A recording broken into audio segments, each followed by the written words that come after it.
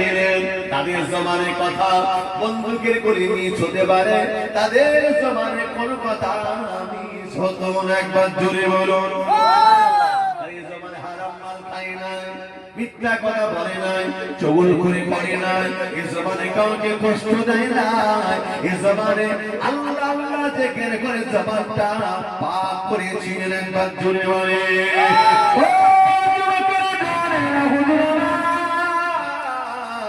কি বলেছিলেন? হে পৃথিবীর শের দাঁড়িয়ে যাও, তোমরা আমার সাথে মোকাবেলা করবে, মোকাবেলা করবার মতো আমার কাছে তো কিছু নেই, দাঁড়িয়ে যাও। যদি আমার পকেটে হাত একটা তসবিহ বরাবর করলে একসঙ্গে হাতে হাতে অস্ত্র ছেড়ে দিবি, আল্লাহু আকবার বলে আমি একটা দানা ছেড়ে দেব। আমার বিশ্বাস একটা দানায় হাজারটা দানা ঢাল হিসাবে কাট করে দেবে। একবার জোরে বলে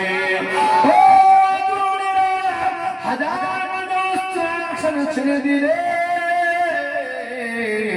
ওদেরকে তীর ছুড়িয়ে দেয়। না না না না, কোন তীর গড়িতে যে ছেড়ে লাগে না, লাগাতে ধরে যায়, ওই গণ্ডির ভিতরে প্রবেশ করে না। ওরা চিন্তিত হয়ে গেল, পরেশানি হয়ে গেল। এরপর বাইরের দিকটা ঠিকঠাক চালিয়ে দিক নির্ণয় করে, সেদিকে দেখলো সবই তো ঠিকঠাক আছে। আবার হুজুরকে লক্ষ্য করে কিন্তু ঠিকঠাক কোন আমাদের হুজুরের পোষণে স্পর্শ হয় না। অবশ্যই হার বেড়ে গেল, সব কিছু ফেলে দিয়ে দৌড়ে এসে খাজা হুজুরের পা দুটো জড়িয়ে ধরলেন। একবার জোরে বলে কি পাওয়া ছিল তার কাছে? ঈমান। কি পাওয়া? ঈমানে পাওয়া। আল্লাহ ও যুবকেরা জোরেরা পা দুটো জড়িয়ে ধরে আর বলতে লাগে, হুজুর বিয়াদি মাফ করুন, আমরা আপনাকে চিনতে পারি না, আমরা আপনাকে বুঝতে পারি না, আমরা আপনাকে চিনতে পারি না, আপনি আমাদেরকে মাফ করে দেন। হুজুর কি জাদু আপনি পাপ করলেন, ওই জাদু মন্ত্রটা একবার আপনি আমাদের শিখিয়ে দেন। এই জাদু মন্ত্র তোমার শিখতে পারবে না, অনেক শর্ত রয়েছে, যদি শর্ত তা মানতে রাজি জাদু মন্ত্র আমাকে শেখা লাগবে।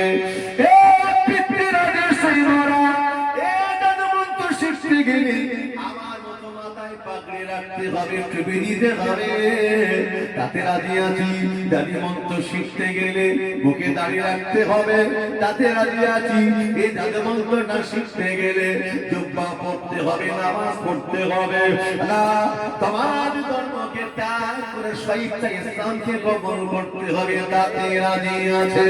ও বোনেরা, সব কিছু ছেড়ে দিয়ে ধর্ম ত্যাগ করে দিয়ে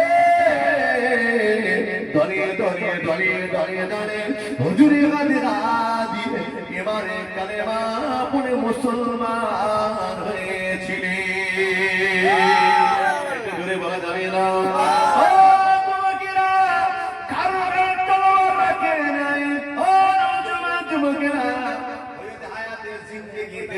কিতাবে লাগা হলো কম বেশি 1000 2000 নয়, 1 লক্ষ 2 লক্ষ নয়, 90 লক্ষ গায়ের মুসলিম ইমানে কালেমা পড়ে মুসলমান হয়েছিলেন। বলুন সুবহানাল্লাহ। আজ আমাদেরকে বলে এরা অন্য দেশ থেকে এসেছে, বলে কি বলে এরা আতঙ্কবাদী, এরা দেশের দ্রোহী, এরা সন্ত্রাসী, এরা জিহাদি। আরে আমরা পাকিস্তান থেকে আসি নাই, বাংলাদেশ থেকে আসি নাই, এই মাটি গন্ধ আমাদের গায়ে আসে আছে না নাই? আমরা তো তাদেরই আওলাদ, তারা ইমানে কালেমা পড়ে মুসলমান হয়েছিল বলে, আর তাদের গতিতে আমরা মুসলমান হয়েছি। একবার জোরে বলুন সুবহানাল্লাহ। বলতে চাই, যাও পাকিস্তানে চলে যাও, বাংলাদেশে চলে যাও, তোমাদের দেশ আছে সেখানে চলে যাও, মনে রাখবেন তাদেরকে বলুন আমাদের জন্মস্থানে কারে, আমাদের পূর্বপুরুষই আছে এখানে, এটা আমাদের দেশ, আমরা এই দেশকে ভালোবাসি। এই দেশকে ভালোবাসতে যে জি ইংরেজি হাত থেকে এই দেশকে স্বাধীন করতে গিয়ে আমার ঘরের মুসলমানেরা কই রক্ত দিয়েছে, ইন্ডিয়ার গেটে না নাম তাদের লেখা রয়েছে, জি তাদের নাম বড় অক্ষরে লেখা রয়েছে।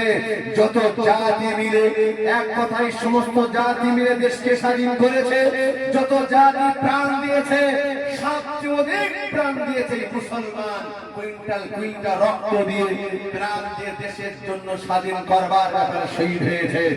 আবার এরা উঠে পড়ে লেগেছে আমাদের সঙ্গে মোকাবেলা করবার জন্য। তৈরি হয়ে যান, লড়াই চাইরা প্রয়োজনে যদি লড়াই করতে হয়, আবার হয়তো লড়াই করে আবার এই দেশকে স্বাধীন করতে হবে, আবার কুইন্টাল কুইন্টাল রক্ত দিতে হবে। এরা আমাদের লেজে বারবার পা তুলে দেয়। এরা রাখবে না কেন, রেগে যাচ্ছে না কেন? কোথাও মুসলমানকে মেরে ভিডিও করে পাঠায়, কোথায় একদম কোরআন ছিঁড়ে আব্বার বেইজ্জতি করে ভিডিও করে পাঠায়, কোথায় মসজিদের উপরে তাদের পতাকা তুলে দেয়, কোথায় মসজিদ ভাঙচুর করছে, মাদ্রাসা ভাঙছে, ভিডিও করে করে পাঠাচ্ছে। মুসলমানরা এখন কেন রেগে যায় না? এখনো কেন যুদ্ধের ঘোষণা করছে না? আরে যুদ্ধ বাজাতে পারলে, সাম্প্রদায়িক বাজাতে পারলে এই আব্বার কিনা যারা ধর্ম নিয়ে রাজনীতি করছে ওদেরই লাভ। কারণ এই 26-এ বড় টার্গেট, অন্তত ওরা কি করবে, আবার যাতে জিততে পারে আসন পায়, পশ্চিম বাংলাটাও নিতে পারবে, এই টার্গেটে তারা উঠে পড়ে লেগেছে। একদম হাত দিয়ে উঠে পড়ে লেগেছে। মুসলমানদের উপরে সমস্ত কিছু সব ব্যাপারে আক্রমণ করছে, যাতে করে ওই হিন্দু ভাইগুলো টোটাল সব তাদেরই ভোট দেয়। এবং আরো বলে আমরা হিন্দুদের ভোটে এমএলএ হয়েছি, মন্ত্রী হয়েছি, মুসলিমদের ভোটে হয়, অতএব হিন্দুদের দায়িত্ব আমাদের, কোন ব্যাপারে সমস্যা হলে আমরাই দেখব। মনে রাখো, এরা আতঙ্কবাদী, জিহাদি, সন্ত্রাসী, এদেরকে ধ্বংস করার দায়িত্ব আমাদের। তাই এই একটাই জাতির উপর অত্যাচার করছে। কিন্তু কেন? আমরা তো কোনো মসজিদে মন্দিরে মাথা ভাঙি নাই, আমরা কোন হিন্দু ভাইকে মেরে ভিডিও করে পাঠাইনি। আমরাও পারি, তোমরা একটা মেরেছ, আমরা 10টাকে মেরে ভিডিও করে পাঠাতে পারি, কিন্তু আমরা করতে চাই না। ইসলাম শিখিয়েছে যখন দিন ওয়ালিয়া দিন, যা ধর্ম তার কাছেই ভালো, ধর্ম নিয়ে বাড়াবাড়ি করো না। অতএব ইসলাম শিখিয়েছে হিন্দু, মুসলমান, পারস্য, শিয়া, ঈসাই, এমন করে যত জাতি, এমনকি আদিবাসী হলেও সেও একজন মানুষ। মানুষকে ভালোবাসো। বিপদে পড়লে একজন হিন্দুর জন্য যদি রক্ত দিতে হয়, তুমি কেন পারবে না একজন মুসলমান হয়ে? তুমি যদি একজন হিন্দুর জন্য প্রয়োজনে বেলা খুন দিতে পারো, তার নাম হচ্ছে তুমি একজন মানুষ। ইসলাম আমাদের এটাই শিখিয়েছে। আমাদের নবী লড়াই শেখাই নাই, আমাদের নবী জিহাদ শেখাই নাই। আল্লাহ যাকে সাম্যের নায়ক করে পাঠিয়েছেন, শান্তি শৃঙ্খলা বজায় রাখবার ব্যাপারে কথা বলেছেন। আল্লাহর নবী শিখিয়েছেন বিপদে মুসিবতে পড়লে জাতের বিচার করো না, বরঞ্চ মানুষের বিপদে পাশে দাঁড়াও। এর নাম ইসলামের নাম মুসলমান। একবার জোরে বলো। আর আজকে তারা দেখছে এত মারছি, এত মারার পরেও কোন মুসলমান ভয় দুজন কলমা ছেড়ে দিয়েছে, এরকম খবরটাও আছে আপনাদের? যে এত মারছো অত্যাচারের পরে ওই যোগীর রাজ্যে যে কিনা মানুষ নামে কলঙ্ক, যে নির্দয়া নির্লজ্জা, জি দেখে দেখে মুসলমানদের প্রতি অত্যাচার করে, ওই রোগীর রাজ্যে এত অত্যাচার করা পরে দুজন অন্তর কলমা ছেড়ে হিন্দু হয়েছে, খবরটাও আছে। এরা মনে করছে মারতে মারতে দেখে শেষ করে দেব। বিশ্বাস করুন, আর ইসলাম নূর, আল কুফরু বাতিল। ইসলাম হচ্ছে নূর, কয়লার আগুনের মতো। যত হাওয়া দিয়ে ফু দিয়ে লিবানোর চেষ্টা করবেন, আল্লাহ তত বেশি বেশি অগ্নি জ্বালিয়ে দেবে। একবার জোরে বলুন, আর জোরে বলে। ইসলামের দুশমন নবীর জামানাতে ছিল, আজ রয়েছে, কিয়ামত পর্যন্ত থাকবে। হয় আমরা এদের করি না, আল্লাহকে ভয় করি।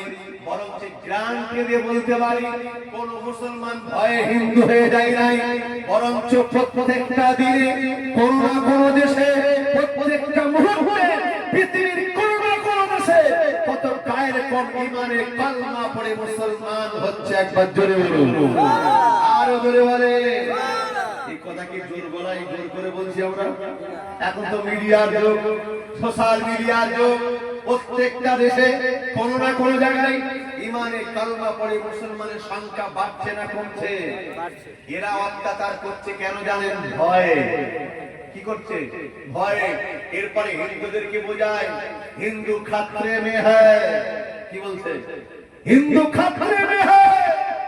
যে দেশের প্রধানমন্ত্রী হিন্দু, যে দেশের মুখ্যমন্ত্রী 80% রাজ্যে হিন্দু, স্বরাষ্ট্রমন্ত্রী হিন্দু, হ্যাঁ আল্লাহু আকবার, সেই দেশে আবার নাকি হিন্দু খাতরে মে হ্যায়। চিন্তা করতে পারেন, সামনে ভোট এসে গেছে, মারাত্মক একটা ঘটনা ঘটিয়েছে আপনার কাশ্মীরে, খবর রাখেন আপনারা। ইশারায় আকলমান কে ইশারা কাফি है, বিস্তারিত বলার সময় নেই, বুঝে নেন। দেখে দেখে কলমা পড়, মুসলমান কলমা পড়তে না পারলে মারবে, এত কিছু বলার দরকার কি? যে জঙ্গি আতঙ্কবাদী তার মারার দরকার, মেরে লুটটা সর বেরিয়ে পড়বে, ঠিক না ভুল বলেন? দেখে দেখে মারতেছে, অনেক ব্যাপার আছে এখানে, বুঝিয়ে দিচ্ছে যে এরা আমাদের দুশমন, এরা আমাদের দুশমন। অতএব দেখা যায় কখনো কখনো যে তার তাগিদে নিজের লোককে মেরে অপরকে দোষ দেয়, এর নাম রাজনীতি। কথা বুঝলেন? অতএব বুঝলেন, যাই করো যাই করো, এরপরে কিন্তু একটা কথা আপনি মনে রাখবেন, এই মুসলমানদেরকে শেষ করার ক্ষমতা পৃথিবীর কারোর নাই, বরঞ্চ ওদেরকে তাজিম করে বলতে চাই, শোনেন, জোর গলায় বলতে চাই, যদি মনে করো এই দুনিয়ার বুকে দুদিন আরামের সঙ্গে খেয়ে দিয়ে জীবন যাপন করে সুখে শান্তি থাকতে চাও, এই মুসলমানকে বাঁচিয়ে রাখো। কেন? রাসূল কারীম বলেছেন, যেদিন আল্লাহ আল্লাহ বললে ওয়ালা কেউ থাকবে না, সেদিন পৃথিবী ধ্বংস হয়ে যাবে, আসমান জমিনে ঠক্কর দেবে, অবস্থা জীবন অবস্থা, পাহাড় পর্বত ধুলোর মতো উড়বে, কাম শুরু হয়ে যাবে। তো মুসলমানকে শেষ করে দিলে আল্লাহ বললে ওয়ালা কেউ থাকবে না। তোমরা ভাবছো আরামে মুসলমানদের জমি জায়গার সময় সম্পদ দিয়ে ঘর দখল করে খাবো, আল্লাহ আসমানটাকে তোমার মাথার উপর ঠুকে দিয়ে সমান করে দেবে, জমিও বাঁচতে পারবে না। এই জন্য দুদিন যদি আরামে খেতে চাও, এই মুসলমানকে বাঁচিয়ে রাখো, রাসূল জানিয়েছেন। কথা বুঝলেন? শোনেন, এদের সময় হয়ে গেছে মসজিদে ঢোকার, এখন কত গান আর বাজনা সব তো মসজিদের কাছে হচ্ছে, ঠিক না ভুল বলেন? এত জায়গা থাকতে মসজিদের কাছে। এই মালদাতে ঘটলো সেম কেস, মালদাতে মথাবাড়ি যে ঘটনা ঘটেছে, মালদায় জীবনী করতে যাই আমি এখানে মাদ্রাসায়, তো আমাকে ফোন করে আমি নিজেই শুনলাম যে ভাই বিষয়টা কি, নামাজ পড়ছে মুসলিমরা, ওই টাইম মধ্যে যত গান বাজনার কথা মনে হয় মসজিদের কাছে। আচ্ছা, কোন ধর্ম শিখিয়েছে কাউকে আঘাত করা ধর্মেতে? অতএব নাই, এরা সম্প্রীতির বাংলা, ছোট থেকে দেখে আসছে। আমরা যখন আযান দেই, গান বাজনা হলে বন্ধ করে দেয়, এবং তাদের কোনো গান বাজনা মাইক চলে, হরে রাম করে সারা রাত ধরে 2-4 দিন 5 দিন, কেউ কি বলে না মাইক বন্ধ কর, আমার ঘর থেকে চলছে, আমাদের বন্ধুরা হচ্ছে, কারণ যার ধর্ম তার কাছে সে করতে পারে, ঠিক না ভুল বলেন? কিন্তু আল্লাহু আকবার, জি, এরপরে কিন্তু তারা কি করছে, আজকে যত আপ্পার কেনা গান বাজনা মসজিদ ধারে এসে করছে। কেন? মসজিদ ধারে করলে মুসলমানরা রেগে বার হয়ে এসে আমাদের মোকাবেলা করবে, শুরু হয়ে যাবে গন্ডগোল, সাম্প্রদায়িক বেরিয়ে যাবে, এটাই তারা চাচ্ছে, বুঝলেন না? যখন গন্ডগোল বাজাচ্ছে, মসজিদের পাশে এসে চকলেট ফাটাচ্ছে, গান বাজনা বাজাচ্ছে, মালদাতে ঘুরিয়ে বেরিয়ে এসে বলছে, দেখুন আপনারা এত জায়গা থাকতে মসজিদের কাছে কেন? প্রতিবাদ হতে হতে গন্ডগোল বেঁধেছে, এটাই স্বাভাবিক। এই জন্য যেখানে বিশেষ করে যোগী রাজ্যে দেখেছেন, রামনবমীর দিনে মসজিদ থাকছে, মসজিদ থেকে দিচ্ছে, যা জীবনে হয় নাই। কেন? মসজিদের আনন্দে মসজিদে বাজনা বাজাবে, এত জায়গা থাকতে মসজিদ থেকে দিচ্ছে। আল্লাহু আকবার। চলুন, অথচ এই মুসলমান সম্প্রীতি বজায় রাখতে গেলে এরা মন্দির পর্যন্ত মুসলমান পাহারা দিতে পারে, ঠিক না বেটি বলুন? ইতিহাস সাক্ষী, জি, ইতিহাস সাক্ষী, মন্দির পাহারা দিয়েছে। শুধু তাই নয়, আর দুদিন তোমরা দেশ হাতে পেয়ে ভাবতেছ কি না কি পেয়ে গেলাম, অথচ এই দেশ মুসলমানদের হাতে ছিল, ভুলে যাইনি আমরা। গোটা পৃথিবী ছিল, 500 থেকে 550 বছর গোটা পৃথিবীতে রাজত্ব চালিয়েছে মুসলমান, আর এই ভারতবর্ষের 750 বছর মোগল রাজ্য চালিয়েছে। এরপরে কোন মন্দিরে মাথা ভাঙে নাই, অথচ আমরা সংখ্যালঘু। এরপরে দায়িত্ব হাতে ছিল গোটা দেশ 750 বছর, এরপরে মুসলমান কোন মন্দিরে মাথা ভাঙে নাই, সংস্কৃতি বজায় রেখে চলেছে। এরপরে মুসলমান উদারতা দিল, তো যখন ইংরেজরা এসে একটু জায়গা চাইলো, জায়গা দিল, একটুখানি জায়গা দাও, কতটা জায়গা? একটা উটের চামড়া পরিমাণ। তো আবেগে বললো ঠিক আছে নাও, উটের চামড়া কতটা? রাতের বেলা গিয়ে দেখি উটের চামড়া গুলো সব কাটছে, কাটছে, কেটে কেটে দড়ি করছে, করে এখন বেষ্টন করে দেখছে কত বড় হয়। আরে এ কি হচ্ছে? উটের চামড়া পরিমাণ জায়গা নিয়ে এখন তোমরা গোল করে ঘিরছে কেন? বলে আমাদের কথা কাজে তো মিল আছে। দেখুন আমরা বলেছি উটের চামড়া পরিমাণ, আমরা সেগুলো কেটে কেটে আর দড়ি করে করে আমরা দেখছি যতটুকু হয় আর থেকে এর চেয়ে বেশি চাই নাই। তা দেখছে মানুষকে তাড়িয়ে দেবো, থাক। মুসলমান কেউ যদি কারোর বাড়িকে দুপুরে বলে আমাকে দুটো খেতে দাও, না থাকলে প্লেটের ভাত থেকে অর্ধেক দিয়ে দেয়। কথা ঠিক না ভুল বলে? এরা হচ্ছে কি, এদের দিলটা উদারতা, নিজে না খেয়ে মানুষকে খাওয়ায়। এ শিক্ষা আমাদের আছে না নাই? আছে। এরপরে সুযোগের সদ্ব্যবহার করে এই মুসলমানের কাছে দেশটা ছিনিয়ে নিয়েছে কারা? ইংরেজরা। আচ্ছা দেশটা স্বাধীন করলো কারা? সবাই মিলে। একটা বাস্তবিক কথা বলি, মাথায় রাখুন। মনে করেন আমি একটা বাসে উঠেছি, আপনারা আমার সাথে রয়েছেন, আমরা সবাই এখন ট্রেনের যাত্রী, একটা বগিতে আমরা রয়েছি। হঠাৎ আমার পকেট থেকে কোনো পকেট মার একটা মোবাইল বার করে নিয়েছে। তা আপনাদের মধ্যে কেউ দেখতে পেয়েছেন? আমাকে বললে আপনি কিরকম ভাবে চলছেন? আমি খালি মোবাইলটা বার করে নিল, ভাই মোবাইলটা আমি নেব, কিন্তু আমি টাকা পেরে উঠবো না তার কাছে। তো সবাই মিলে আমরা কি করলাম, তাকে ধরে বেঁধে মোবাইলটা কেড়ে নিলাম। আচ্ছা মোবাইলটা নেওয়ার পরে মোবাইলটাকে সবাই মিলে ভাগ করে নেবেন বিক্রি করে টাকাটা, না যার মোবাইল তাকে দেবেন? বলুন, যার মোবাইল তাকে দেবেন। দেশটা ছিল মুসলমানদের হাতে, সবাই মিলে স্বাধীন করলো। দেশটা এদের হাতেই তো ছিল, সবাই মিলে স্বাধীন করলো। দেশটা দেওয়ার কথা ছিল কার হাতে? পুনরায় মুসলমানদের হাতে, কিন্তু দিয়েছে তাই নাই। তারপরে এরপরে এরা জবরদস্তি চাইও নাই। চলো, এতদিন রাজনৈতিক ভাবে চলেছে, এতদিন চলেছে কি জি রাজনৈতিক পদ্ধতিতে নয়, জি এতদিন চলেছে কি গণতন্ত্র পদ্ধতি নয়, রাজনীতি আপনার কিনা রাজসভা যেভাবে চলে, বাপের ছেলে তার ছেলে রাজনৈতিক পদ্ধতিতে চলেছে। এরপরে চলবে গণতন্ত্র পদ্ধতিতে, মানে ভোট দিয়ে মানুষকে নির্বাচনটাকে করে সেভাবে চলবে। আমরা সবাই একমত হলাম। আমরা একমত হওয়ার পরে এখন আস্তে আস্তে দেশটা হাতে নেওয়ার পরে সুন্দর দেশটা চলছিল। এখন একদল মানুষ উঠে পড়ে লেগেছে, আমরা গোটা দেশটাকে হাতে নিয়ে আর আমরা কিয়ামত পর্যন্ত থাকবো, রাম মন্দির করেছি, রাম রাজ্য তৈরি করব। উঠে পড়ে তারা লেগেছে। হিন্দু ভাইরা একবার দেখে না ল্যাস তুলে, এড়ে কি বকনা একটু ল্যাস তুলে দেখ না, তাও দেখে নাই যারা বিজেপি করছে। শুনে রাখেন জি, এরা কি করছে? একটা ইউনিভার্সিটি ভালো করলো না, কোন একটা কলেজ ইউনিভার্সিটি নয়, কর্মস্থান নয়, বরঞ্চ কি দেখছে? রাম মন্দির করেছে, রাম রাজ্য হবে, এইসব লোক দিয়ে দিয়ে তাদের কাছ থেকে ভোট গুলো নিচ্ছে। কিন্তু আদৌ কি এটা দেশের উন্নতি হচ্ছে? চলুন আমরা মারামারি অশান্তি চাই নেই, তোমরা যার যাকে ইচ্ছা লাগে ভোট নিশ্চিত তাকে দাও, এটা তার ব্যক্তিগত ব্যাপার। তবে কোন জাতিকে আক্রমণ করে কোন জাতিকে খুশি করা, এটা কোন কিতাবে লেখা আছে? এটা কোন ধর্মের লেখা রয়েছে? আপনি বলতে পারবেন? বরঞ্চ আমরা আজকে প্রতিবাদ কেন করছি? আপনি আমার মসজিদকে নিচ্ছেন, মাদ্রাসাকে নিচ্ছেন, কবরস্থানকে নিচ্ছেন, তাই তো প্রতিবাদ করতে বাধ্য। নইলে কি দরকার ছিল? তুমি যা খুশি করো না, ঠিক না বেটে?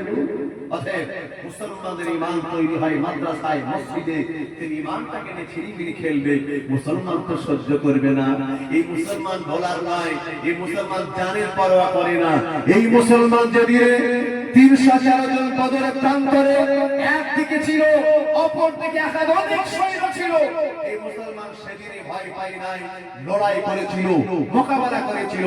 আল্লাহ জয় এই মুসলমানকে দিয়েছিল। একবার জোরে বলো, আরো জোরে বলতে পারলেন না?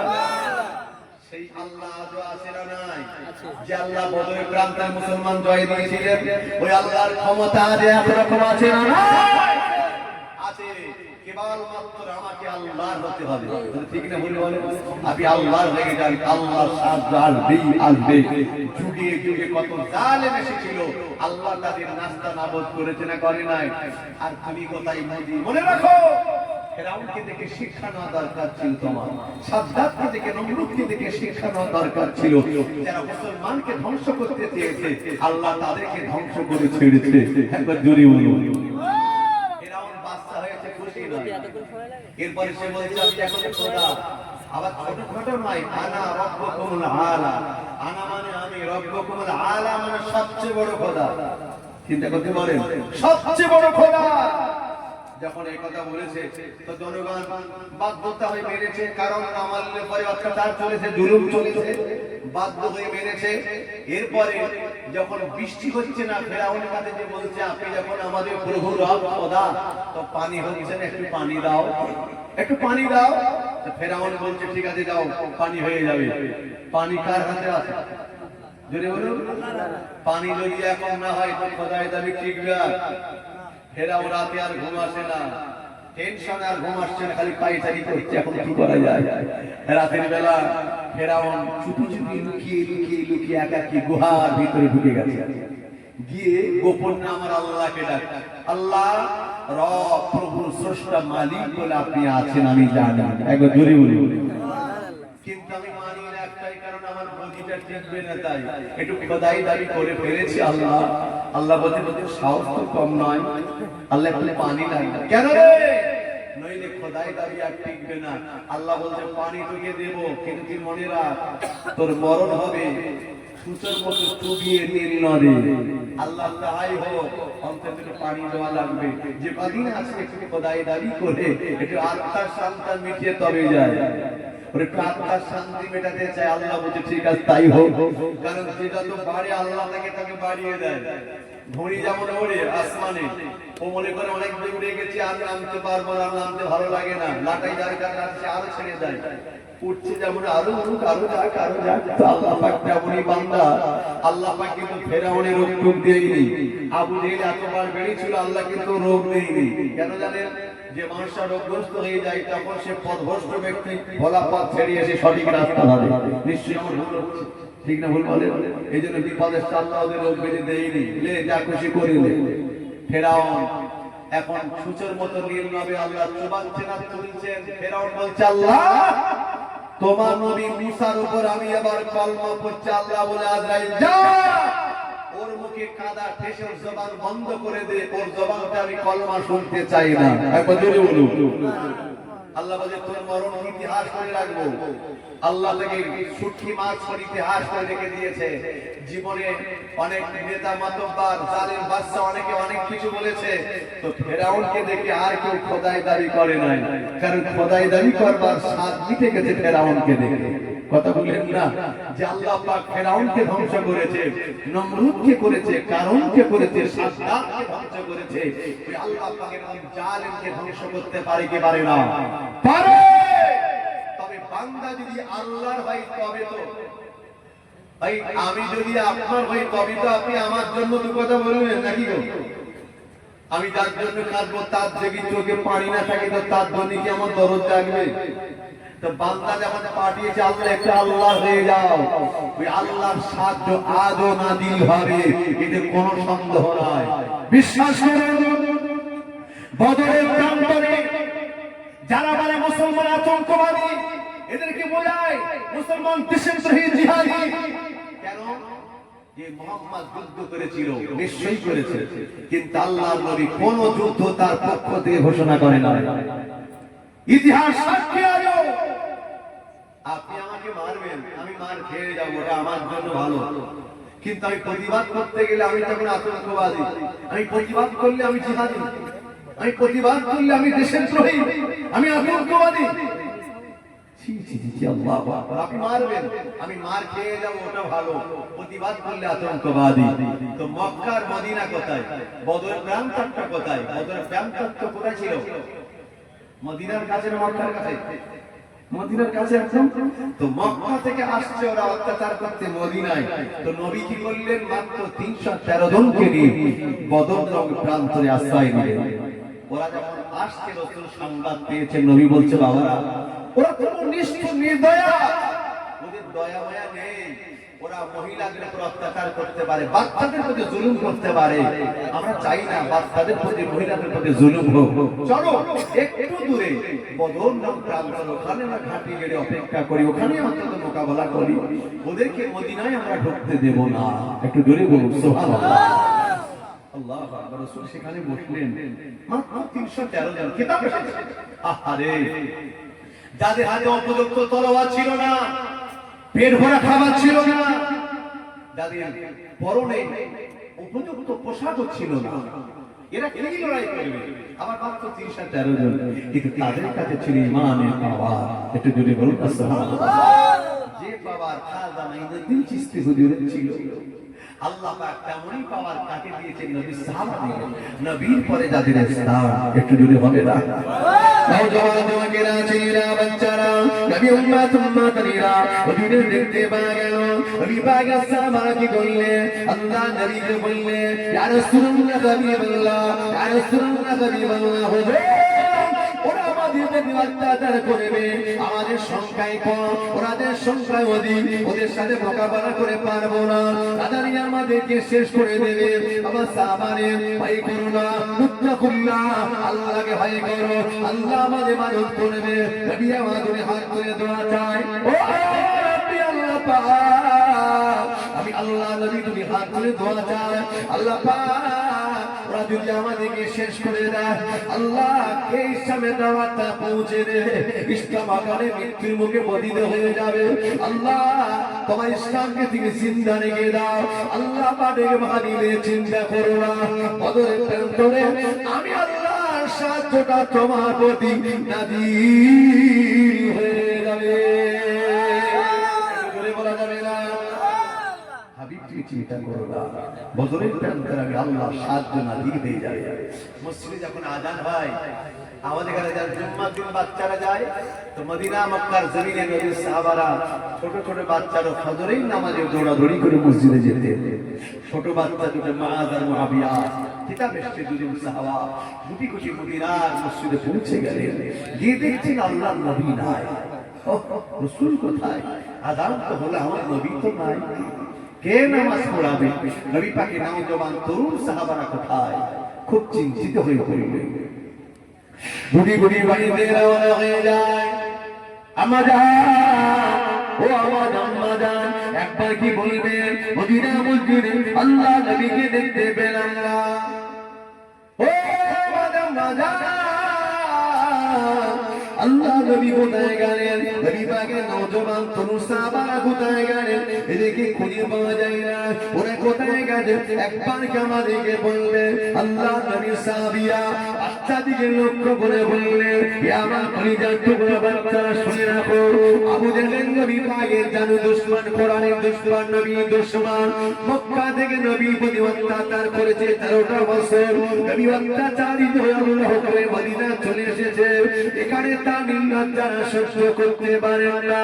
নবী আমার দিনের দাওয়াত দিতে লাগে, কোরআনের দাওয়াত দিতে লাগে, নিষ্ঠুরীদের ওরে মনে বড় ওরে মনে বেয়া জাগে না, ওরা নবী পাকের দুশমনদের সহ্য হয় না, নবীকে মারবার জন্য ওরা মক্কা থেকে মদিনাতে চলে এসেছে। আল্লাহর এই মোকাবেলা করবার জন্য রবের প্রান্তরে হাজির হয়ে গেলেন। ওই সাহাবাগুলো লক্ষ্য করে বললেন, ও আম্মা জান, ও আমার আম্মা জান, একবার কি আপনি বলবেন বড় বড় সাহাবারা ওদের জন্য যদি বড় বড় অস্ত্র হয়, আমাদের ছোট ছোট সাহাবা আমাদের জন্য কি ছোট ছোট অস্ত্র না? কেন বাবা? যা বলে গেলে আমার নবী দুশমন, কোরআনের দুশমন, নবীকে মারতে চায়।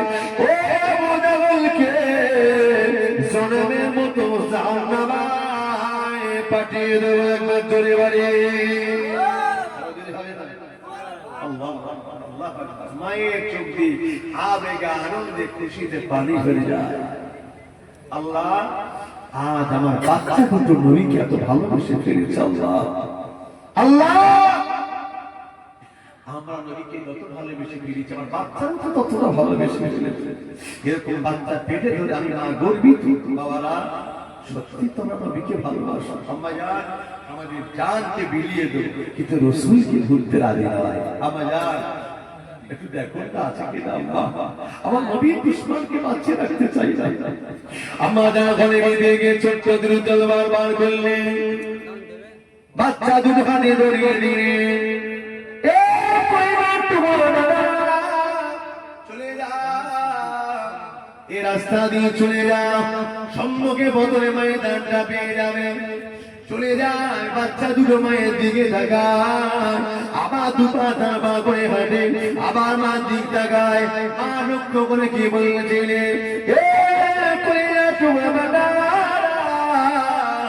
এই ভাবে তাকাস না, মনে দুঃখ কষ্ট দিস না, দুনিয়ার আশা করিস না। তবে তোরা শুনেরা, আবু জেলকে যদি মেরে দিয়ে বিনিময় যদি শেষ হতে হয়, আবু জেলকে মারতে গিয়ে যদি শেষ হতে হয়, আমি দুঃখিত নয়, আমি গর্বিত হয়ে যাব। বরঞ্চ চিন্তা করিস না, আল্লাহর জান্নাতের ভিতরে আমি মায়ের সঙ্গে তোদের